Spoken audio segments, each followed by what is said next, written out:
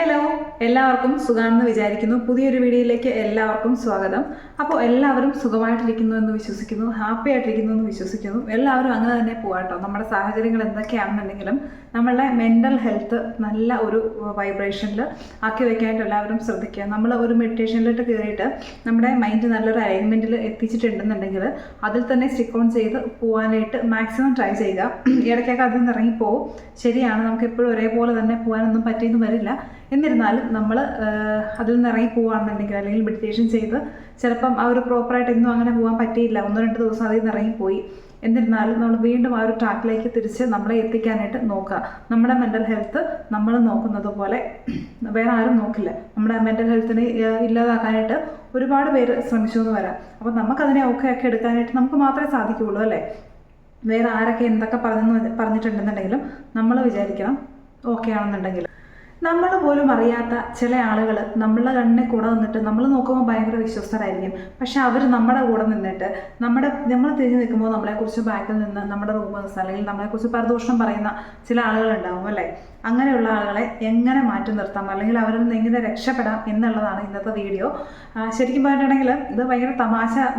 നമ്മുടെ മൈൻഡിനെ നമ്മൾ ഓക്കെ ആക്കി എടുത്തിട്ടുണ്ടെങ്കിൽ നമുക്കിത് ജസ്റ്റ് ചിരിച്ച് തള്ളാം, അല്ലെങ്കിൽ വളരെ പുച്ഛത്തോടെ അങ്ങനെ പരദൂഷണക്കാരെ നമ്മൾ പുച്ഛത്തോടെ മാത്രം തള്ളിക്കളഞ്ഞാൽ മതി. അതിൽ കൂടുതലൊന്നും അവരെ അറിയിക്കുന്നില്ല. അപ്പം അങ്ങനെ ചിരിച്ച് തള്ളാൻ മാത്രമായിട്ടുള്ള ഒരു ടോപ്പിക്കായിട്ട് നമുക്ക് അവരെ തോന്നും. ആ ഒരു രീതിയിൽ നമ്മുടെ മൈൻഡിനെ നമുക്ക് എത്തിച്ചാൽ മാത്രം മതി. നമുക്ക് ഇവരുടെ പോയി അടപ്പിക്കാനോ അല്ലെങ്കിൽ എന്നെക്കുറിച്ച് ഇങ്ങനെ പറയരുതെന്ന് പറയാൻ നമുക്ക് ഒരിക്കലും സാധിക്കുകയില്ല. ഇത് നമുക്ക് വന്ന മെയിലാണ്.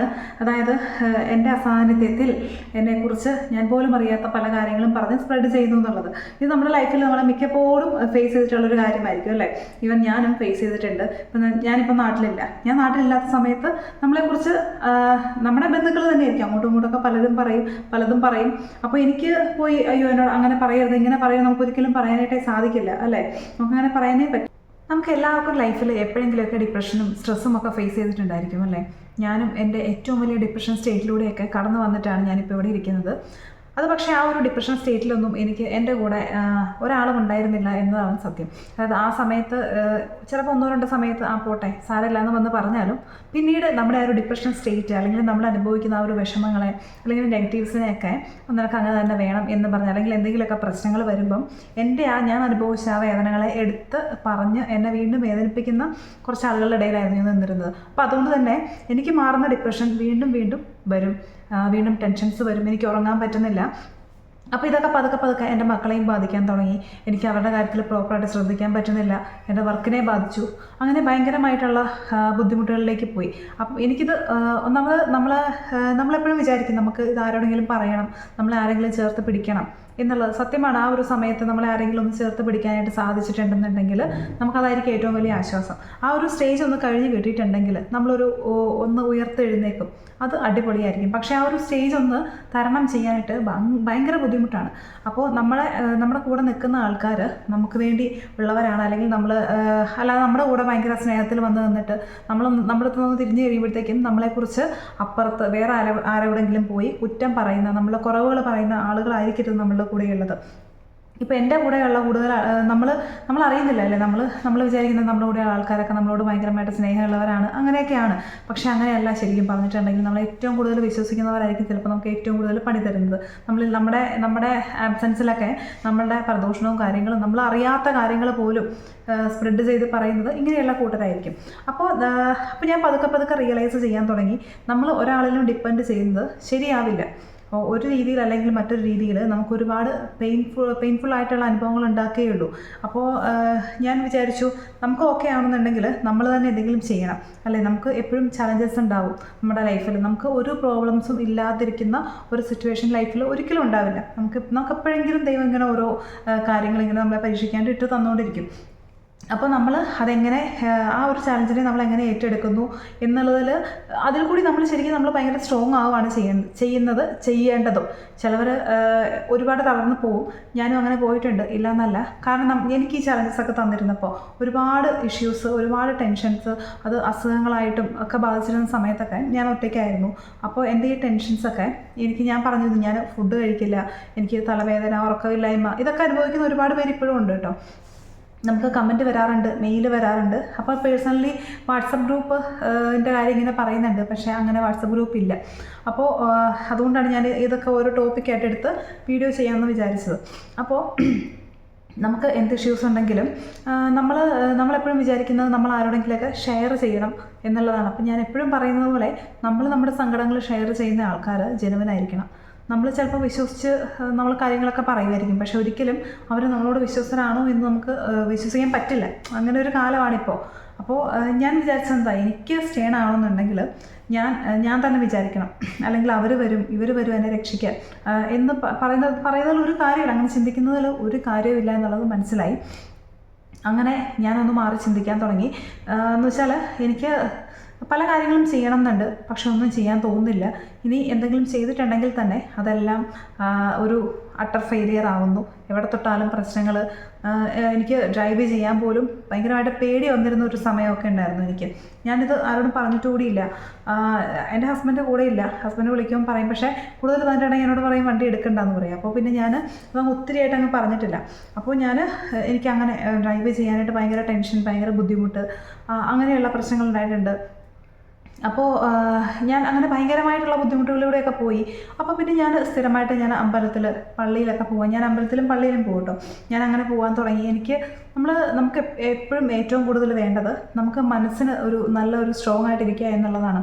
അവിടെ നമുക്കൊരു സ്ട്രെങ്ത് കിട്ടിയിട്ടുണ്ടെങ്കിൽ നമുക്ക് ഒരുപാട് കാര്യങ്ങൾ, എന്ത് പ്രോബ്ലംസ് ഉണ്ടെങ്കിലും നമുക്കതിനെ ഫേസ് ചെയ്യാൻ പറ്റും. എന്തുണ്ടെങ്കിലും നമ്മളെ പലപ്പോഴും ഡൗൺ ആക്കുന്നത് നമ്മൾ ഒരുപാട് സ്നേഹിക്കുന്ന ആൾക്കാർ, അല്ലെങ്കിൽ നമ്മുടെ കൂടെ നിൻ്റെ കൂടെ ഞാൻ ഉണ്ട് എന്ന് പറഞ്ഞിരിക്കുന്ന ആൾക്കാർ തന്നെയായിരിക്കും നമുക്ക് ഏറ്റവും കൂടുതൽ വേദനകൾ തരുന്നത്, അല്ലേ? അപ്പോൾ നമ്മളെ കൂടുതൽ തളർത്തുന്നതും അങ്ങനെയുള്ള കാര്യങ്ങൾ തന്നെയായിരിക്കും.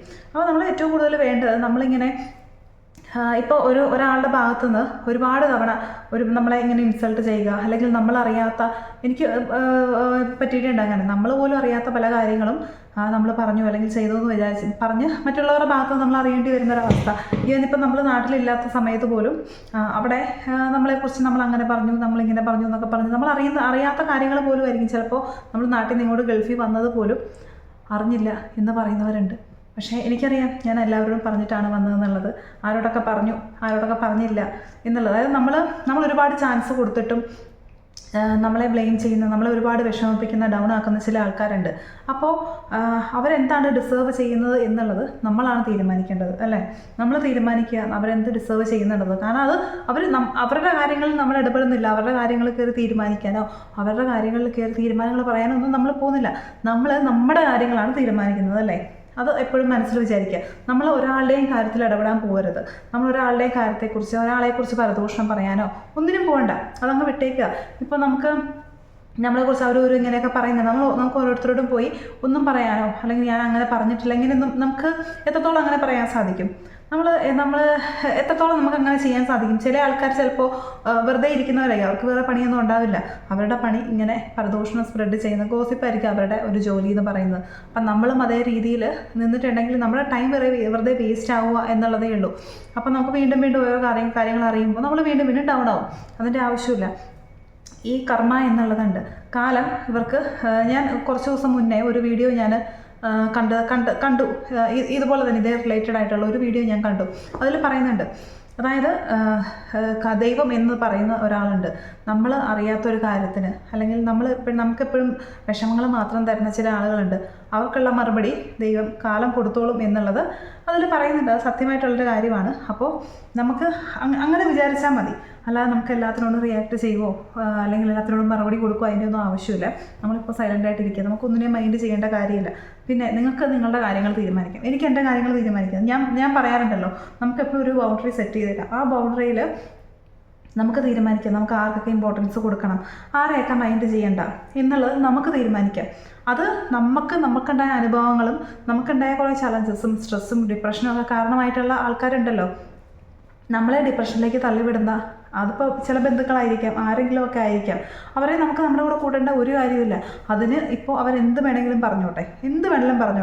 കാരണം ഇങ്ങനെ ഈ ഒരാളെ കുറിച്ച് എന്തും പറയാനും എന്ത് ഡിപ്രഷനിലേക്ക് അതായത് പറഞ്ഞ് അവർ ചിലപ്പോൾ വല്ലാത്ത മോശം അവസ്ഥയിൽ എത്തിച്ചിട്ടും അവർക്കൊരു മാറ്റം ഇല്ലാതെ അവർ ഈ പരദൂഷണമാണ് അവരുടെ ജോലിയെങ്കിൽ അവരത് തുറന്നുകൊണ്ടിരിക്കുക. അവർക്കൊരു മാറ്റം ഉണ്ടാവില്ല. അപ്പം അവരുടെ ആ ജോലി അവരുടെ സന്തോഷം എന്ന് പറയുന്നത് അതാണ്. പക്ഷേ അതിനൊക്കെ ദൈവം അല്ലെങ്കിൽ യൂണിവേഴ്സ് ഒരു ദിവസം ഒരു മറുപടി കൊടുക്കുന്ന ഒരു ദിവസം വരും. ആ ഒരു ദിവസത്തിൽ അവർ റിഗ്രറ്റ് ചെയ്യും. അയ്യോ, നമ്മൾ പറഞ്ഞത് ശരിയായില്ല, തെറ്റായി പോയി എന്നുള്ള ഒരു ചിന്ത അവർക്ക് എപ്പോഴെങ്കിലും ലൈഫിലൊരു ചിന്ത വരും.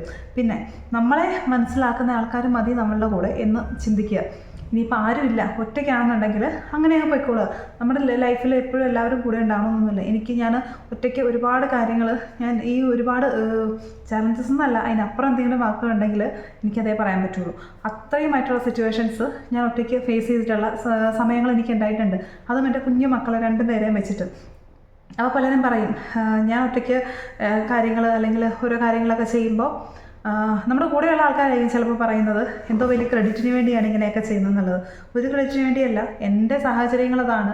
എനിക്കെൻ്റെ കാര്യങ്ങൾ ചെയ്തേ പറ്റുള്ളൂ, എനിക്കെൻ്റെ കാര്യങ്ങൾ അച്ചീവ് ചെയ്തേ പറ്റുള്ളൂ. അതുകൊണ്ടാണ് ഞാൻ എൻ്റെ കാര്യങ്ങൾ ഓരോന്ന് ചെയ്യുന്നത്.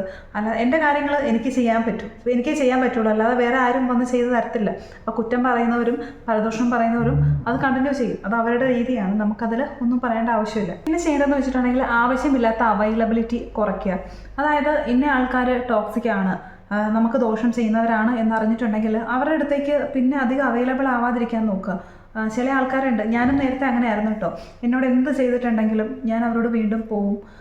കുറച്ച് കഴിയുമ്പോൾ വീണ്ടും അറിയുന്ന എന്തെങ്കിലും ഒരു ഇത് കിട്ടും, ഞാൻ വീണ്ടും സ്ട്രെസ്സാവും, ഡിപ്രഷനാവും. അപ്പോൾ എനിക്ക് ചിലപ്പോൾ നമ്മൾ ആദ്യമേയൊക്കെ നമുക്ക് വിഷമമായിരിക്കാൻ വരുന്നത്. ചില സമയം ഈ വിഷമം എന്നുള്ളത് ദേഷ്യമാവും. കാരണം നമുക്ക് എപ്പോഴും കിട്ടേണ്ടത് എല്ലാ വ്യക്തികൾക്കും കുഞ്ഞു കുട്ടികൾക്ക് തൊട്ട് കിട്ടേണ്ടത് റെസ്പെക്റ്റാണ്, അല്ലേ? റെസ്പെക്റ്റ് ഉള്ളിടത്ത് മാത്രമേ ഈ സ്നേഹം എന്ന് പറയുന്ന സാധനം ഉണ്ടാവുള്ളൂ. അപ്പം ചില ആൾക്കാരുണ്ട് ഒരു വിലയും കൊടുക്കാതെ വളരെ മോശമായിട്ട് പെരുമാറും. എന്നിട്ട് പല ബന്ധങ്ങളുടെയും പേരിലാണ്, ഇതുകൊണ്ടാണ് എനിക്കെന്തിനാ അങ്ങനെ പറയാൻ അവകാശമുണ്ട്, അധികാരമുണ്ട്, അങ്ങനെയൊന്നുമില്ല. എല്ലായിടത്തും റെസ്പെക്റ്റ് വേണം. അത് പണമുണ്ട് അല്ലെങ്കിൽ വയസ്സ് കുറവാണ്, വയസ്സ് കൂടുതലാണ്, അങ്ങനെയൊന്നുമില്ല. എല്ലാ ബന്ധങ്ങളിലും എല്ലാവരും ഈ ഒരു റെസ്പെക്റ്റ് എന്ന് പറയുന്ന കാര്യം അർഹിക്കുന്നുണ്ട്. അതില്ലാതെ ആവുമ്പോഴാണ് ആവശ്യമില്ലാത്ത ഓരോ ടോക്കും കാര്യങ്ങളൊക്കെ ഉണ്ടാവുന്നതും പല പ്രശ്നങ്ങളിലേക്ക് ഉണ്ടാവുന്നതും. അപ്പോൾ ആദ്യമേ മിണ്ടാതിരുന്ന പലരും പിന്നെ പതുക്കെ റിയാക്ട് ചെയ്യാൻ തുടങ്ങും. ഈ റിയാക്ട് ചെയ്ത് കഴിയുമ്പോഴത്തേക്കും അവൾ റിയാക്ട് ചെയ്ത് തുടങ്ങി അല്ലെങ്കിൽ അവൻ റിയാക്ട് ചെയ്ത് തുടങ്ങി, ഇങ്ങനെ ഇരുന്ന ആളല്ലല്ലോ. എല്ലാവർക്കും ഇഷ്ടം നമ്മൾ എന്ത് പറഞ്ഞാലും എന്ത് തോന്നിവാസം പറഞ്ഞാലും അതെല്ലാം കേട്ടിരിക്കുന്ന ആൾക്കാരെയാണ്, റിയാക്ട് ചെയ്യുന്ന ആൾക്കാരെ അല്ല. അപ്പോൾ എന്ന് കേട്ടിരിക്കുന്ന ആൾക്കാർ, അതായത് തിരിച്ച് ഇങ്ങോട്ട് ആൻസർ കിട്ടുന്നില്ല എന്ന സ്ഥലത്ത് അല്ലെങ്കിൽ നമുക്ക് അവരെ പേടിപ്പിച്ച് നിർത്താം എന്നുള്ള സ്ഥലത്ത് മാത്രമേ ഇവർ പോയി പേടിപ്പിക്കത്തുള്ളൂ. അതാണ് ഇവരുടെ ഒരു ഏറ്റവും വലിയൊരു ടാലൻ്റ് എന്ന് പറയുന്നത്. അല്ലെങ്കിൽ അവർക്കറിയാം എവിടെ എങ്ങനെ പറയണം എന്നുള്ളത്. അവരെല്ലായിടത്തും അങ്ങനെ ആയിരിക്കുമോ പെരുമാറുന്നത്? അല്ല, അവർക്ക് റെസ്പെക്റ്റ് കൊടുക്കേണ്ട സ്ഥലവും മിണ്ടാതെ നിൽക്കേണ്ട സ്ഥലമൊക്കെ അറിയാം. പക്ഷെ ഇന്ന സ്ഥലത്തിനൊക്കെ മതി, അവർക്ക് വലിയ വാല്യൂ ഒന്നും കൊടുക്കേണ്ട കാര്യമില്ല, നമുക്ക് എന്ത് അധികാരം ഇവിടെ കാണിക്കാം എന്നുള്ളൊരു ഫീലിംഗ് ഉള്ളതുകൊണ്ടാണ് പലരും അവിടെ ആ രീതിയിൽ റിയാക്ട് ചെയ്യുന്നത്. അപ്പോൾ നമ്മുടെ വാല്യൂ ഉയർത്തുക എന്നുള്ളതാണ് ഞാൻ ഇവിടെ പറയാൻ ഉദ്ദേശിക്കുന്നത്. നമുക്ക് നമ്മുടെ വാല്യൂ നമ്മൾ ഉയർത്തി വയ്ക്കുക എപ്പോഴും. അപ്പം നമ്മൾ എന്ത് മോശമായിട്ട് പറഞ്ഞാലും വീണ്ടും അവൈലബിൾ ആകുന്ന ആ ഒരു ക്യാരക്ടർ ഒന്ന് കുറച്ച് വരിക. അതായത് നോ പറയേണ്ടടുത്ത് നോ പറയുക. ഇപ്പോൾ കഴിഞ്ഞ ദിവസം തന്നെ 19 വയസ്സുള്ള ഒരു പെൺകുട്ടി മരിച്ച ഒരു കാര്യം നമ്മളെല്ലാവരും ന്യൂസിൽ കണ്ടു, അല്ലേ? നിറം കുറവാണെന്നുള്ളതിൻ്റെ പേരിൽ കളിയാക്കി എന്നും പറഞ്ഞിട്ടാണ്. അപ്പം ആ പെൺകുട്ടി എത്രത്തോളം വിഷമിച്ചിട്ടുണ്ടാവും, അല്ലേ? ഈ ഇതുപോലെയുള്ള കളിയാക്കലുകൾ, വണ്ണം കൂടിയതിൻ്റെ പേരിൽ, വണ്ണം കുറഞ്ഞതിൻ്റെ പേരിൽ, ബോഡി ഷെയ്മിങ് ഭയങ്കര ബുദ്ധിമുട്ടുള്ളൊരു കാര്യമാണ്. അപ്പോൾ ഇതിനെക്കുറിച്ചൊക്കെ ഞാൻ 1-2 വർഷം മുന്നേ ഒരു വീഡിയോ, എനിക്ക് വേറൊരു ചാനലുണ്ട്, ആ ചാനലിൽ ഞാൻ ഇട്ടിരുന്നു. ആ ഒരു വീഡിയോ ഇട്ടപ്പോൾ ഉണ്ടല്ലോ, എൻ്റെ കുടുംബത്തിൽ നിന്ന് പോലും പലരും എതിർപ്പായിരുന്നു. കാരണം ഞാൻ ഫേസ് ചെയ്തൊരു കാര്യം കൂടി ഞാൻ അതിനകത്ത് ഇട്ടിട്ടുണ്ടായിരുന്നു. അപ്പോൾ എന്നുവെച്ചാൽ എതിർത്ത ആൾക്കാർ പലരും എന്നെ ബോഡി ഷെയിം ചെയ്ത ആളുകളുള്ളവരായിരുന്നു. അതാണ് ഏറ്റവും ഇത്. അല്ലെങ്കിൽ അവർക്കങ്ങനെ എതിർക്കുകയല്ല. അതായത് എനിക്ക് ആ സമയത്തുണ്ടായ വിഷമം എന്താണെന്നുള്ളത് എനിക്കേ അറിയുള്ളൂ, അല്ലേ? ഇപ്പോൾ ഈ ബോഡി അത് ഇത്ര വലിയ കാര്യമാണോ? അല്ലെങ്കിൽ എൻ്റെ കുഞ്ഞിനെയൊക്കെ വെച്ചിട്ട് പറയും. അപ്പോൾ കുഞ്ഞുങ്ങളാണ്, അവർ ചിലപ്പോൾ വണ്ണം വെച്ചിരിക്കും, ചിലപ്പോൾ ക്ഷീണിച്ച് പോകും, ചിലപ്പോൾ നിറം നന്നായിട്ടിരിക്കും, ചിലപ്പോൾ നിറം കുറയും. പക്ഷേ ഇതിൻ്റെയൊക്കെ പേരിൽ ഒരുമാതിരി നമ്മുടെ മുന്നിൽ വെച്ചിട്ട് ചില വർത്തമാനങ്ങളൊക്കെ പറയുമ്പം അമ്മമാരാണ്, നമുക്ക് ഫീൽ ചെയ്യും, അല്ലേ? അപ്പോൾ ആദ്യമേയൊക്കെ ഞാൻ മിണ്ടാതിരിക്കുമായിരുന്നു. പിന്നെ എനിക്കത് ഹേർട്ടാവാൻ തുടങ്ങുമ്പോൾ ഞാൻ പതുക്കെ അങ്ങനെ പറയണ്ട, അതെനിക്ക് ഇഷ്ടമല്ല, അത് ശരിയല്ല എന്ന് പറയുമ്പോൾ അത് പലർക്കും ദേഷ്യമാണ്. അപ്പോൾ നമുക്കിങ്ങനൊരു ഇത് കിട്ടിയപ്പോൾ ഇത് പലരും അനുഭവിക്കുന്ന ഒരു കാര്യം ആയതുകൊണ്ട് തന്നെ ഞാനിതൊരു ടോപ്പിക്കാക്കിയൊരു വീഡിയോ ഇട്ടിരുന്നു. പക്ഷേ അതിന് ആ ഒരു വീഡിയോയ്ക്ക് തന്നെയല്ല, പല വീഡിയോയ്ക്കും എനിക്ക് നല്ല രീതിയിൽ ക്രിട്ടിസൈസ് കിട്ടാറുണ്ട്. ഞാൻ പറഞ്ഞില്ല, എനിക്ക് ഈ ചാനലല്ല, മറ്റേ ചാനൽ, വേറൊരു ചാനലുണ്ട്, ഇൻസ്റ്റഗ്രാമുണ്ട്. ഇൻസ്റ്റഗ്രാമിൽ ഇങ്ങനത്തെ ടോപ്പിക്കുകൾ ഞാൻ ഒരുപാട് ഇട്ടിട്ടുണ്ട്. അതിനൊക്കെ എനിക്ക് ഇഷ്ടം പോലെ എതിർപ്പുകൾ കിട്ടിയിട്ടുണ്ട്. അപ്പോൾ ഞാൻ എന്തിനാണ് അങ്ങനത്തെ വീഡിയോസ് ഇടുന്നത്, അങ്ങനെ ഇതൊക്കെ സമൂഹത്തിൽ നടക്കുന്നൊരു കാര്യമാണ്. ഇതൊന്നും ഏൽക്കാത്തവർക്കും ഇതൊന്നും ഈ പ്രശ്നങ്ങളിലൊന്നും ഫേസ് ചെയ്യേണ്ടി വന്നിട്ടില്ല. അവർക്ക് ഇങ്ങനെ ഇത് പറയുകയേ ചെയ്യുന്നുള്ളൂ. അവരൊക്കെ ഇന്ന് കുറ്റം പറയുന്ന ആൾക്കാരാണ്. അവർക്ക് അതുകൊണ്ട് അതിൻ്റെ വേദന അറിയില്ല. ഒരു തവണയെങ്കിലും ഇതൊന്ന് കേട്ട് നോക്കണം, അല്ലെങ്കിൽ അനുഭവിക്കണം. അപ്പോഴേ അതിൻ്റെ ഒരു വിഷമം മനസ്സിലാവുള്ളൂ. ചെറിയൊരു കാര്യമാണെങ്കിൽ ഒരിക്കലും ഒരു പെൺകുട്ടി ഒരു ആത്മഹത്യ എന്ന രീതിയിലേക്കൊന്നും പോവില്ലല്ലോ. അപ്പോൾ എത്ര ബുദ്ധിമുട്ടുള്ളൊരു കാര്യമാണ് ഈ ബോഡി ഷേമിംഗ് എന്നുള്ളത് നമുക്ക് അതിൻ്റെ ഒരു തീവ്രത മനസ്സിലാക്കാൻ പറ്റും. പക്ഷെ നമ്മൾ ചെയ്യേണ്ടതെന്ന് വെച്ചിട്ടുണ്ടെങ്കിൽ നമ്മുടെ മൈൻഡിനെയൊക്കെ ഒന്ന് നല്ല രീതിയിലൊന്ന് സ്ട്രോങ് ആക്കി വെക്കുക എന്നുള്ളതാണ്. അതേ ഉള്ളൂ ഇതിനൊരു വഴിയെന്ന് പറയുന്നത്. അല്ലാതെ ഞാൻ പറഞ്ഞല്ലോ, നമ്മൾ ആരെന്ത് പറഞ്ഞിട്ടുണ്ടെങ്കിലും അതെല്ലാം കേട്ട് നമ്മൾ വിഷമിക്കാനും നമ്മൾ ലൈഫ് അവസാനിപ്പിക്കാനും തുടങ്ങിയിട്ടുണ്ടെന്നുണ്ടെങ്കിൽ അതിനെ പറ്റുള്ളൂ. നമുക്ക് പെണ്ണുങ്ങൾക്ക് പല രീതിയിൽ ഹോർമോൺ ചേഞ്ചസ് വരും അല്ലേ. പീരിയഡ്സ് ടൈമിലും ഡെലിവറി ടൈമിൽ പ്രഗ്നൻസി ടൈമിലെല്ലാം പല രീതിയിലാണ് അങ്ങോട്ടും ഇങ്ങോട്ടും ഒക്കെ വരുന്നത്. എനിക്ക് തന്നെ നല്ല രീതിയിൽ ഹെയർ ഉണ്ടായിരുന്നു. എനിക്ക് ഭയങ്കരമായിട്ടുള്ളൊരു ഡിപ്രഷൻ ഉണ്ടായ സമയത്ത് എൻ്റെ പ്രഗ്നൻസിയിൽ എനിക്ക് 3 മാസമുള്ള സമയത്ത് എൻ്റെ ഹെയർ ഞാൻ ഇവിടെ വെച്ച് കട്ട് ചെയ്ത് കളഞ്ഞു. അത് കഴിഞ്ഞിട്ട് പിന്നെ വീണ്ടും വളർന്നു. ഒരു 2 years ഒക്കെ എടുത്ത് നന്നായിട്ട് വളർന്നു. പിന്നെ ഞാൻ വീണ്ടും സ്ട്രെയിറ്റൻ ചെയ്തു, മുടി നന്നായിട്ട് പോയി. അങ്ങനെ അപ്പോൾ നമ്മുടെ ഇപ്പം ഞാൻ പറഞ്ഞില്ല, ഞാൻ മുടി കട്ട് ചെയ്ത സമയത്ത് അപ്പം മുടി കട്ട് ചെയ്തതിനും മുടി ഒഴിയുന്നതിനും എല്ലാത്തിനും എനിക്ക് സ്കിൻ ടോണിൽ ചേഞ്ച് വരുന്നു, മെലിയുന്നു. ഇതൊക്കെ വെച്ചിട്ട് നല്ല രീതിയിൽ നമ്മളോട് സ്നേഹമുള്ള ആൾക്കാർ നമുക്ക് നല്ല രീതിയിൽ പറഞ്ഞു തരും. നീ ക്ഷീണിച്ച് പോയാലോ എന്ന വിഷമത്തോട് പറയുന്ന ആൾക്കാരുമുണ്ട്. അത് കളിയാക്കി എന്നാ പോലെ വന്നപ്പോൾ നമ്മളെ കളിയാക്കി പറയുന്ന ആൾക്കാരുമുണ്ട്. അപ്പോൾ ഈ രണ്ടാമത് പറയുന്നത് നമുക്ക് ശരിക്കും ഹേർട്ടാവും അല്ലേ, ശരിക്കും ഫീൽ ചെയ്യും, ഭയങ്കരമായിട്ട് ഫീൽ ചെയ്യും. പക്ഷേ ഇത് മനസ്സിലാക്കണമെന്നുണ്ടെങ്കിലും ഒരു മനസ്സ് വേണം. അല്ലാതെ ഈ കണ്ടാമൃഗത്തിൻ്റെ തൊലിയുള്ള ആൾക്കാരോട് പറഞ്ഞിട്ടുണ്ടെങ്കിൽ ചിലപ്പോൾ അതൊന്നും മനസ്സിലാകത്തില്ല. അപ്പോൾ അതുകൊണ്ട് ഞാൻ എല്ലാവർക്കും വേണ്ടിയാണ് അങ്ങനെയുള്ള വീഡിയോസൊക്കെ ഇട്ടത്. അപ്പോൾ അതിനെ റിഗാർഡ് ചെയ്തിട്ട് തന്നെ ഒരുപാട് കമൻറ്റുകൾ അതിൽ വന്നിട്ടുണ്ടായിരുന്നു. ഞാനിങ്ങനെ പലതും ഫേസ് ചെയ്തിട്ടുണ്ട്. പലപ്പോഴും അമ്മായിമ്മമാർ, ചിലപ്പം ബന്ധുക്കൾ, ചിലപ്പോൾ സ്വന്തം അമ്മ തന്നെ പറയുന്നത് നിൻ്റെ കോലം കണ്ടില്ലേ. ചിലപ്പോൾ അതൊരു സ്നേഹത്തോടെ ആയിരിക്കും കേട്ടോ പറയുന്നത്. ഞാൻ പറഞ്ഞ സ്നേഹത്തിൻ്റെ ചുവയുമുണ്ട്, കളിയാക്കുന്നതിൻ്റെ ചുവയുണ്ടെന്ന് രണ്ട് രീതിയിൽ പറയാനുള്ളതിൻ്റെ കാരണം അതുതന്നെയാണ്. പക്ഷേ ഇത് സ്ഥിരമായിട്ട് എന്തിൻ്റെ പേരിലാണെന്നുണ്ടെങ്കിലും ഇത് സ്ഥിരമായിട്ട് പറയുമ്പോൾ കേൾക്കുന്നയാൾക്ക് ഉണ്ടാകുന്നത് അവരുടെ ഉള്ളിലുള്ള ഒരു കോൺഫിഡൻസ് അങ്ങ് പോവുകയാണെന്നാണ് ഏറ്റവും വലിയൊരു കാര്യം. ചിലപ്പോൾ അമ്മയായിരിക്കാം, സഹോദരങ്ങളായിരിക്കാം, ആരും ആയിക്കോട്ടെ. നീ എന്നാ ഇങ്ങനെയെന്ന് പറഞ്ഞ് പോയിട്ടുണ്ടെങ്കിൽ അവരുടെ ഉള്ളിലുള്ള ഒരു കോൺഫിഡൻസിനെയാണ് കളയുന്നത്. ഈ 7 ഹാബിറ്റ്സ് ഓഫ് എഫക്റ്റീവ് പീപ്പിൾ എന്ന് പറഞ്ഞിട്ടുള്ളൊരു ബുക്കുണ്ട്. അതിൽ സ്റ്റീഫൻ കവേ പുള്ളിയുടെ മകൻ്റെ ഒരു കാര്യം അതിനകത്ത് എഴുതിയിട്ടുണ്ട്. അതായത് മകൻ ആദ്യമേ ഭയങ്കര വീക്കായിരുന്നു, സ്റ്റഡീസിലും കാര്യങ്ങളും എല്ലാം ഭയങ്കര വീക്കായിരുന്നു. അപ്പോൾ ഇവർ ഹസ്ബൻഡും വൈഫും ചെന്ന് മോൻ്റെ അടുത്ത് പറയും, നിനക്ക് അതൊന്നും പറ്റത്തില്ല, നീ ഇങ്ങനെ ചെയ്യുക എന്നും പറഞ്ഞുകൊണ്ട് മോൻ പോകുന്നതിൻ്റെ പുറകിലെല്ലാം ഇങ്ങനെ നടന്ന് സപ്പോർട്ട് കൊടുത്തിട്ട് മകനോട് എപ്പോഴും പറഞ്ഞു കൊടുക്കുന്നത് നിന്നെക്കൊണ്ട് ഇത് കഴിയില്ല, നീ വീക്കാണെന്നുള്ള രീതിയിലുള്ള മെസ്സേജാണ് മോൻ എപ്പോഴും കൊടുക്കുന്നത്. അങ്ങനെ കൊടുക്കുന്നത് വഴി ആ മകൻ എന്ന് പറയുന്ന ആൾ ഭയങ്കരമായിട്ട് ഡൗൺ ആയി പോവുക. അപ്പോൾ ആ മകന് അവൻ്റെ കഴിവുകൾ മനസ്സിലാക്കാനോ അവനൊന്ന് റെഡി ആയി വരാനോ ഒന്നിനും പറ്റുന്നില്ല. ഡേ ബൈ ഡേ ചെല്ലുന്തോറും താന്ന് വന്നുകൊണ്ടിരിക്കുകയാണ്. ഒന്നും അവന് നേടാനേ പറ്റുന്നില്ല. അക്കാഡമിക്സിലും സ്പോർട്സിലും എല്ലാം ഭയങ്കരമായിട്ട് ഡൗൺ ആയിരിക്കുകയാണ്. അപ്പോൾ കുറേ നാൾ കഴിഞ്ഞപ്പോഴത്തേക്കും സ്റ്റീഫൻ കവേ എന്തോ ഒരു ബുക്ക് വായിക്കുമോ, പിന്നെ സ്വയം കുറേ അനാലിസിസ് ചെയ്യുമോ, അങ്ങനെയൊക്കെ എന്തോ കുറേ, ഞാൻ ബുക്ക് വായിച്ച് തീരാനാകുന്നേ ഉള്ളൂ കേട്ടോ. ചെയ്ത് കഴിഞ്ഞപ്പോഴത്തേക്കുമാണ് മനസ്സിലായത് ശരിക്കും ഈ പേരൻസിൻ്റെ ഭാഗത്ത്, എൻ്റെ മകൻ്റെ ഭാഗത്ത് ഒരു തെറ്റുമില്ല, ഞങ്ങൾ പേരൻസിൻ്റെ ഭാഗത്താണ് തെറ്റ് എന്നുള്ള ഒരു റിയലൈസേഷൻ പുള്ളിക്ക് ഉണ്ടാവുന്നത്. അങ്ങനെ ഈ മകൻ്റെ പുറകെ നടന്ന് നീ വീക്കാണ്, നീ അങ്ങനെയാണ് ഇങ്ങനെയാണെന്ന് പറഞ്ഞ് ഈ ഭയങ്കര സപ്പോർട്ട് കൊടുക്കുന്ന ആ ഒരു ഇത് മാറ്റിയിട്ട് അവനെ തന്നെ നടക്കാൻ പരിശീലിപ്പിച്ചു. ഫൈനലി അവൻ അക്കാഡമിക്സിലും സ്പോർട്സിലും എല്ലാം ഏറ്റവും നമ്പർ 1 ആയി മാറി എന്നുള്ളതാണ് പുള്ളിയുടെ അനുഭവമാണ് പറയുന്നത്. സ്റ്റീഫൻ കവേ അയാളുടെ മകനെക്കുറിച്ച് പറയുന്ന ഒരു കാര്യമാണിത്.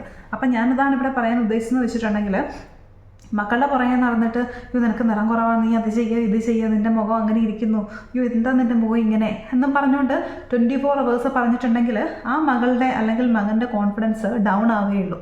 ഓക്കെ, അതെപ്പോഴും മനസ്സിൽ വെച്ചോളുക. നമ്മൾ അവരുടെ സ്നേഹത്തോടെ ആയിരിക്കും പറയുന്നത്, പക്ഷെ അവരെ ഓക്കെ ആക്കാനൊക്കെ നോക്കാം. പക്ഷേ 24 hours ഏത് നേരം ഇത് തന്നെ പറഞ്ഞുകൊണ്ട് മെസ്സേജായിട്ട് പറഞ്ഞിട്ടുണ്ടെങ്കിൽ അവരുടെ ഉള്ളിലെ കോൺഫിഡൻസ് കുറയും. അവർക്ക് തന്നെ ഉള്ളിലൊരു ചിന്ത വരുമോ, എന്നെ കാണാൻ അങ്ങനെയാണോ ഇങ്ങനെയാണോ എന്നുള്ളൊരു ചിന്ത അവർക്ക് തന്നെ ഉണ്ടാവാൻ തുടങ്ങും. ആ ചിന്ത പേരൻസ് ആയിട്ട് ഉണ്ടായി കൊടുക്കരുത് എന്നാണ് ഞാൻ പറഞ്ഞത്. പിന്നെ ബാക്കിയുള്ള അമ്മായിയമ്മ അല്ലെങ്കിൽ ഇവരൊക്കെ പറയുന്ന ഒരു കാര്യം നമ്മൾ മൈൻഡ് ചെയ്യേണ്ട കാര്യമേ ഇല്ല. ഈ പറയുന്ന ആൾക്കാരൊന്നും ഐശ്വര്യയല്ലല്ലോ, എല്ലാവരും യൂണിക്കാണ്, എല്ലാവർക്കും അവരുടേതായിട്ടുള്ള സ്കിൻ ടോണുകളും ഹെയറും സ്ട്രക്ചറും ഇതെല്ലാം ഉണ്ട്, എല്ലാവരും ഡിഫറെൻ്റ് ആണ് അല്ലേ. പിന്നെ നമുക്ക് നമ്മളെ കുറേയൊക്കെ നമ്മുടെ അത് ഞാൻ പറഞ്ഞു, നമുക്ക് നമ്മളെക്കുറിച്ചൊരു ആഗ്രഹം ഉണ്ടായിരിക്കണം. അതിപ്പോൾ ഫിസിക്കലി ആയിരിക്കാം, മെൻ്റലി ആയിരിക്കാം, നമ്മളുടെ വെയിറ്റിനെ കുറിച്ചായിരിക്കാം, നമ്മുടെ കരിയറിനെ കുറിച്ചായിരിക്കും, എന്തും ആയിക്കോട്ടെ, നമുക്ക് നമ്മളെക്കുറിച്ചൊരു കൺസെപ്റ്റ് ഉണ്ടായിരിക്കണം. ആ കൺസെപ്റ്റിൽ നമ്മളെ കൊണ്ടുവരാൻ നോക്കുക. നമ്മളെ കൊണ്ടുവരാൻ നോക്കിയിട്ടുണ്ടെന്നുണ്ടെങ്കിൽ, നമ്മളത് അഫർമേഷൻ ആക്കി എഴുതി വെച്ചിട്ടുണ്ടെങ്കിൽ നമുക്ക് ഡെഫിനറ്റ്ലി അതിലെത്താൻ പറ്റും, ഉറപ്പായിട്ടും. അതുകൊണ്ട് മറ്റുള്ളവരൊന്നും പറയുന്നത് കേട്ട് ബോദർ ചെയ്യാനും തളരാനും തുടങ്ങിയിട്ടുണ്ടെങ്കിൽ അതിനേ സമയം കാണുകയുള്ളൂ. അവസാനം ഒന്ന് ഓർക്കുക, നമ്മൾ ഇങ്ങനെയൊക്കെ ചെയ്ത് എന്തെങ്കിലുമൊക്കെ ചെയ്തിട്ടുണ്ടെന്നുണ്ടെങ്കിൽ നഷ്ടം നമുക്ക് മാത്രമായിരിക്കും അല്ലേ. നമുക്ക് നഷ്ടം, നല്ലൊരു ലൈഫ്. ചില കുഞ്ഞു കുട്ടികളൊക്കെ ഉള്ളവരൊക്കെ സൂയിസൈഡ് ചെയ്യുന്നത് കാണാം, അമ്മായിമ്മയുടെ അല്ലെങ്കിൽ ആരെങ്കിലുമൊക്കെ ഓരോ പ്രശ്നങ്ങൾ കാരണം. മനസ്സിന് ശക്തി ഇല്ലാത്തത് കൊണ്ട്, പക്ഷേ എല്ലാവർക്കും അങ്ങനെ ഒരു സ്ട്രെങ്ത് ഉണ്ടാവണമെന്നൊന്നുമില്ല.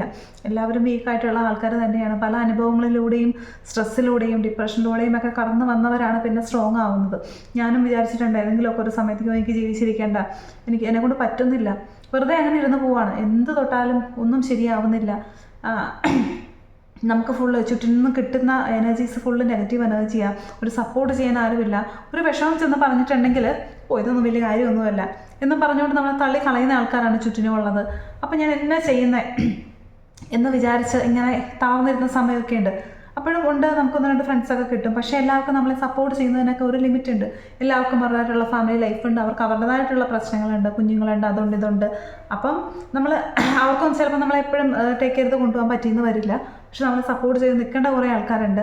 അവർക്ക് ചിലപ്പോൾ നമ്മളെ മൈൻഡ് ചെയ്യാൻ പോലും താല്പര്യം കാണില്ല. നമ്മുടെ പ്രശ്നങ്ങളൊന്നും വലിയ പ്രശ്നങ്ങളായിട്ട് തോന്നില്ല.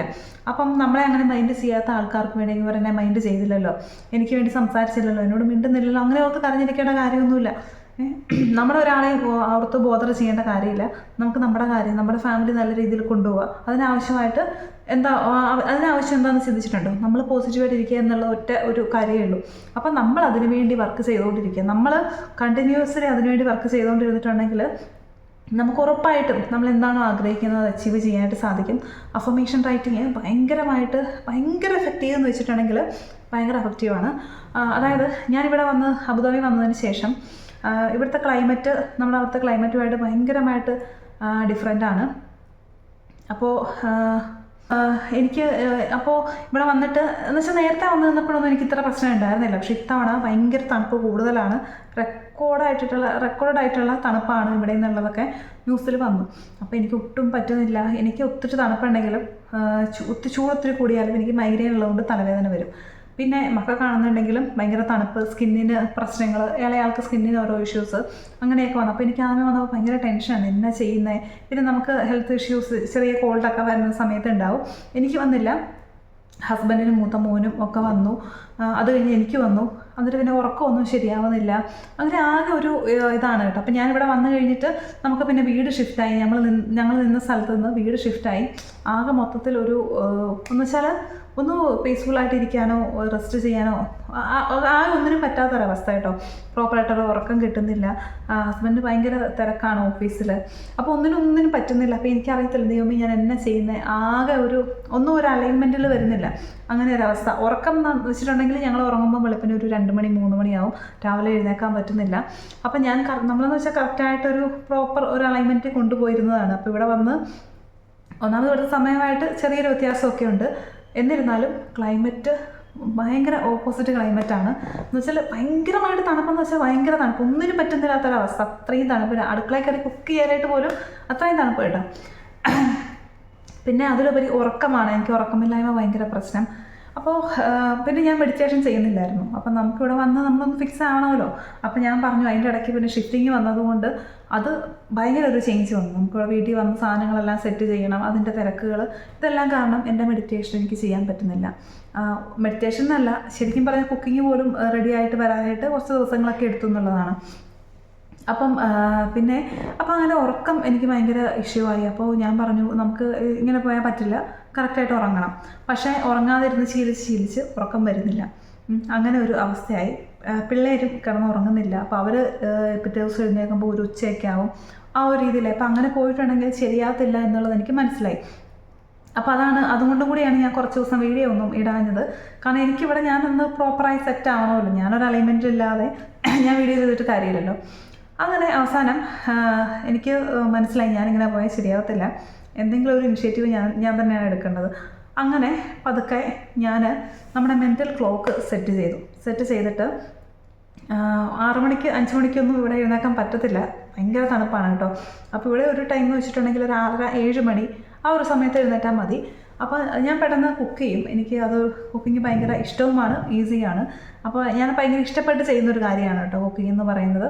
അപ്പോൾ അത് എൻ്റെ ഹസ്ബൻഡിനും ഇവിടെ മക്കൾക്കൊക്കെ അറിയാം. അവർക്കൊക്കെ എൻ്റെ ഫുഡ് എന്ന് വെച്ചാൽ എനിക്ക് അത്ര ഇഷ്ടപ്പെട്ട് ചെയ്യുന്നൊരു കാര്യമാണ്. പക്ഷേ എന്നെ അറിയാത്തവർക്ക് അതറിയില്ല. എനിക്ക് കുക്ക് ചെയ്യാൻ അറിയാവോ എന്ന് പോലും അറിയാത്തവർ പറയും, അയ്യോ അതറിയാവോ, അങ്ങനെ ഒന്നും അറിയത്തില്ലെന്നാണ് തോന്നുന്നത്. ഞാൻ ഇത്തവണ ഗൾഫിലേക്ക് വന്നപ്പം ഒരു 4-5 അച്ചാറൊക്കെ ഇട്ടുകൊണ്ടാണ് വന്നത്. അപ്പോൾ മീനച്ചാർ, ഇറച്ചി, ഉണക്കമീൻ, പച്ചമീൻ, അങ്ങനെ വെറൈറ്റി ആയിട്ട് അച്ചാറുകളൊക്കെ ഇട്ടുകൊണ്ട് വന്നു. എൻ്റെ കസിനും എന്നെ ഹെൽപ്പ് ചെയ്തു, വെളുത്തുള്ളി പൊളിക്കാനും മാങ്ങ അരിയാനൊക്കെ. അപ്പം നമ്മൾ ഇത്ര അച്ചാറിട്ടെന്ന് പറഞ്ഞിട്ട് ചില ആൾക്കാർ അങ്ങനെയാണ് കേട്ടോ, അതവർക്ക് വിശ്വസിക്കാൻ കൂടി പറ്റുന്നില്ല, വിശ്വസിക്കാൻ എന്തോ ബുദ്ധിമുട്ട് പോലെ. എന്നുവെച്ചാൽ ഇത് നമ്മൾ അവരെ ബുദ്ധിമുട്ടിക്കുന്ന ഒന്നുമില്ല, നമ്മൾ പൈസ കൊടുത്ത് നമ്മളായിട്ട് ചെയ്യുന്നു. പക്ഷേ എന്നിരുന്നാലും അവരുടെ മനസ്സ് അങ്ങനെ ആയതുകൊണ്ടായിരിക്കാം അവർക്കിതൊന്നും വിശ്വസിക്കാൻ പറ്റുന്നില്ല. അങ്ങനെ അതൊന്നും അച്ചാറൊന്നും ഇട്ട് കാണത്തില്ല എന്ന് വിശ്വസിക്കാനാണ് അവർക്കിഷ്ടം. അപ്പോൾ അതാണ് ചില മൈൻഡുകൾ അങ്ങനെയാണ്. അവരുടെ ഉള്ളിൽ ചിലപ്പോൾ ടോക്സിസിറ്റി അല്ലെങ്കിൽ എന്തെങ്കിലും ദേഷ്യമോ അല്ലെങ്കിൽ നമ്മളെന്തെങ്കിലും നല്ലത് ചെയ്തു എന്ന് അവർക്ക് അംഗീകരിക്കാൻ ഭയങ്കര ബുദ്ധിമുട്ടുള്ള കുറേ ആൾക്കാരുണ്ട്. അപ്പം ഞാൻ അതിൽ കൂടെ അങ്ങനെയാണ് മനസ്സിലാക്കിയത് കേട്ടോ. അപ്പം ഞാനിത് ഇങ്ങനെ അറിയുമ്പോഴും എൻ്റെ ഹസ്ബൻഡ് പറയുന്നത് ഇച്ചിരി അവരുടെ ആ ഒരു നേച്ചർ അങ്ങനെയാണ്. അവർ ആ പരദൂഷണം പറഞ്ഞ് അവർ ആ ഒരു രീതിയിൽ പോകാൻ ആഗ്രഹിക്കുന്ന ആൾക്കാർ എന്നെക്കുറിച്ചെന്നല്ല, നമ്മളെക്കുറിച്ചെന്നല്ല, എല്ലാവരെക്കുറിച്ചും ആ രീതിയിൽ മാത്രമേ, എന്ന് വെച്ചാൽ നമ്മളെന്തെങ്കിലും നല്ലത് ചെയ്തു എന്ന് അംഗീകരിക്കാൻ അവർക്ക് പറ്റുന്നില്ല. അവരെല്ലാം ചെയ്തു എന്ന് പരത്താനാണ് അവർക്കിഷ്ടം. മറ്റുള്ള ഒരാൾ അല്ലെങ്കിൽ നമ്മൾ എന്തെങ്കിലും ചെയ്തു എന്ന് അവർക്ക് അംഗീകരിക്കാനേ പറ്റത്തില്ലാത്തൊരു കാര്യമാണ്. അങ്ങനെയുണ്ട് ചില ആൾക്കാർ. എല്ലാം അവരാണ് ചെയ്യുന്നത്, എല്ലാം അവർക്കേ അറിയുള്ളൂ എന്നുള്ളൊരു ക്രെഡിറ്റ് അവർക്ക് തന്നെ വേണം. അങ്ങനെയുള്ള കുറേ ആൾക്കാരുണ്ട്. അപ്പോൾ അതൊക്കെ അതിനെയൊന്നും നമുക്ക് ക്യൂർ ചെയ്തെടുക്കാൻ പറ്റില്ല. നമുക്കതിനെയൊന്നും ഒരിക്കലും നേരെയാക്കി എടുക്കാൻ പറ്റത്തില്ല. നമുക്ക് ചെയ്യാവുന്നത് നമുക്കതിൽ പോയി ചാടാതിരിക്കാം എന്നുള്ളത് മാത്രമേ ഉള്ളൂ കേട്ടോ.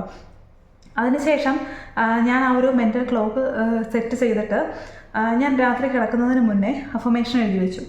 എനിക്ക് രാവിലെ 7 മണിക്ക് എഴുന്നേൽക്കാൻ സാധിച്ചതിന് നന്ദി. നമ്മൾ അഫർമേഷൻ എഴുതുമ്പോൾ നമുക്കതിലൊരു ക്ലാരിറ്റി ഉണ്ടാവണം, നമ്മൾ ഫിക്സ് ചെയ്ത് വെക്കണം. അതായത് ഒരു ഉറപ്പില്ലാത്ത രീതിയിൽ ഇപ്പോൾ 6:30ക്കും 7 മണിക്കും ഇടയ്ക്ക് എഴുന്നേൽക്കാൻ സാധിച്ചതിന് നന്ദി, അങ്ങനെയല്ല. നമ്മുടെ ഒരു ടൈമിൽ ഒരു ഫിക്സിങ് ഉണ്ടായിരിക്കണം. എനിക്ക് 6:30ക്ക് എഴുന്നേൽക്കാൻ സാധിച്ചത് നന്ദി, അല്ലെങ്കിൽ 7 മണിക്ക് എഴുന്നേൽക്കാൻ സാധിച്ചതിന് നന്ദി. അങ്ങനെ ഞാൻ 7 മണിയാണ് എഴുതിയത് കേട്ടോ. അപ്പോൾ ഞാനങ്ങനെ മെൻ്റൽ ക്ലോക്ക് ഫിക്സ് ചെയ്ത് വെച്ചു. ഞാനത് എന്തായാലും അങ്ങനെ ചെയ്യുമെന്ന് തന്നെ വിചാരിച്ചു. എന്നിട്ട് ആ ഒരു എഴുന്നേൽക്കുന്ന ടൈം മാത്രമല്ല, ഒരുപാട് കാര്യങ്ങൾ ഞാൻ എഴുതി വെച്ചിട്ടാണ് കിടന്നത്. ഞാൻ 2025 സ്റ്റാർട്ട് ചെയ്യാൻ വേണ്ടി പുതിയ ഡയറി ആയിട്ടാണ് ഞാൻ നാട്ടിൽ നിന്ന് വന്നത്. എനിക്കിഷ്ടമുള്ള ഏറ്റവും ഇഷ്ടമുള്ള ഒരു പേന, അങ്ങനെ കുറച്ച് സാധനങ്ങൾ, എൻ്റേതായിട്ടുള്ള കുറച്ച് കാര്യങ്ങളൊക്കെ ഞാൻ കൊണ്ടുവന്നിരുന്നു. എനിക്ക് മെഡിറ്റേഷൻ ഇവിടെ വന്നിട്ട് കണ്ടിന്യൂ ചെയ്യണം, കാരണം എന്നെ നിലനിർത്തിക്കൊണ്ട് പോകുന്നത് ആ ഒരു കാര്യമാണ്. ഞാൻ അങ്ങനെ എഴുതി. അപ്പോൾ നെക്സ്റ്റ് ഡേയെക്കുറിച്ച് ഞാൻ വീണ്ടും നാട്ടിലിരുന്ന് ചെയ്തതുപോലെ തന്നെ അഫർമേഷൻസ് അധികമൊന്നുമില്ല, 10 എണ്ണം എഴുതിയിട്ട് കിടന്നു. സർപ്രൈസിംഗ്ലി രാവിലെ ഞാൻ കണ്ണ് തുറന്നു, ഓട്ടോമാറ്റിക്കലി കണ്ണ് തുറന്നു. രാത്രി കിടക്കും ഞങ്ങളെല്ലാവരും ഫോൺ സൈലൻ്റ് ആക്കി വെച്ചിട്ട് തന്നെ ഞങ്ങൾ കിടക്കാറുള്ളൂ കേട്ടോ. കാരണം ചെറിയൊരു സൗണ്ട് കേട്ടാൽ മതി കുഞ്ഞു എഴുന്നേക്കും. അതുകൊണ്ട് ഞാൻ എപ്പോഴും സൈലൻ്റ് ആക്കി വെച്ചിട്ടേ കിടക്കുള്ളൂ, ഹസ്ബൻഡും അതെ. അപ്പോൾ രാവിലെ എഴുന്നേറ്റ് ഞാൻ ഓട്ടോമാറ്റിക്കലി എഴുന്നേറ്റു കണ്ണ് തുറന്ന് നോക്കിയപ്പോഴത്തേനും കറക്റ്റ് 7:02 7:03 അങ്ങനെ എന്തോ ഒരു സമയമാണ് കേട്ടോ.